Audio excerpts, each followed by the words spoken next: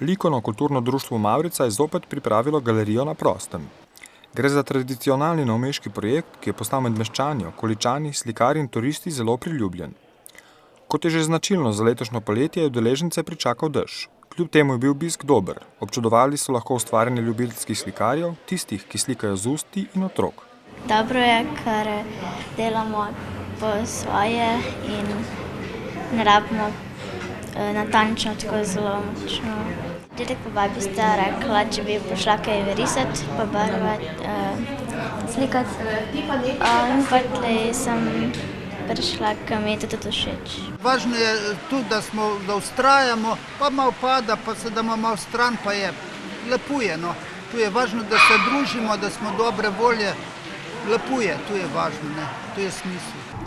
Rada slikam in takole, ko je organizirano, še toliko bolj, še toliko več spodbude imaš. Osnovni namen galerije na prostem je predvsem oživljanje starega kulturnega mestnega jedra v Novem mestu.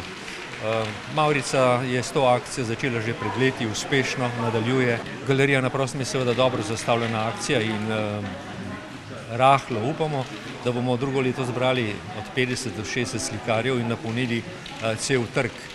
Upamo seveda, da bomo imeli razumevanje in da bodo trg, tako kot so letos obljubili, pa se ni zgodilo, zaprli. Zgodba Željka Vrtelja pa je lahko za zgled marsikomu.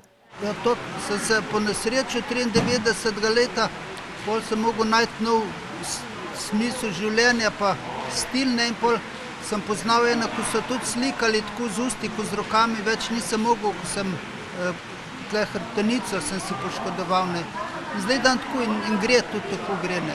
Za samo tehniko se hitro nauči, samo znanje treba imeti, tu se pa še skusil, čim 15 let slikam in še skusil, čim spet od začetka, na novo spet.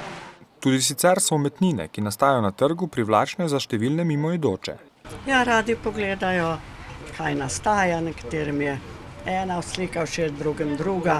Tudi tujci so šli tle prej mimo, jih je bila na skupina, so se tudi ustavili in se zanimali. Tako da mi je to kar všeč. Tukaj je res bistveno to, da kontaktiraš z ljudmi. To smo pa, slike smo pa že malo na pol doma naredili, tako da ni zdaj, drugače bi bilo premalo časa. Vsaka slikarska kolonija, kot je naša, ima seveda svojo temo in tokratna tema je tema starega mestnega jedra z ulicami. Torej, radi bi iztrgali pozabi nekatere predele novega mesta, ki se navzlic temu, da je staro mestno jedro vendarle spreminjajo. In ti slikarji, ki jim pravijo ljubiteljski slikarji, so to mejo ljubiteljstva že, kot se vidi po platnih, temeljito presegli in ustvarjajo že res dobra platna, ki sodijo v zakladnico slovenske likovne umetnosti. Tako v likovno-kulturnem društvu Mavrica tudi z galerijo na prostem veliko poudarka dajo prav delu z mladimi. Eden od ciljev galerije na prostem je seveda tudi delo z najmlajšimi. Tukaj je zbrana starejša generacija, ki ima veliko izkušenj tudi s slikanjem in to znanje danes prenašamo na najmlajše. Če bi seveda bilo vreme ugodnejše, bi bilo tudi otrok več, ampak vendar pred velikim platnom se bo danes, računamo, zvrstilo približno 15-20 otrok. Mavrica je letos začela oblikovati tudi lastni slikarski fond.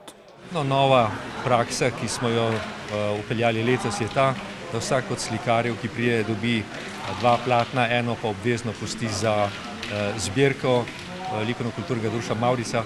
S to zbirko pa bomo seveda upravljali v upravnem odboru in poskušali zbirko najprej ohraniti, seveda pa tudi, če se bo dalo na kakšni dražbi, prodati v dobrodelne namene. Predvidoma konec letošnjega septembra pa pripravlja razstavo ustvarjenih del, in sicer v novi novomeški likovni galeriji, galeriji na trgu v prostorih Gostišča na trgu.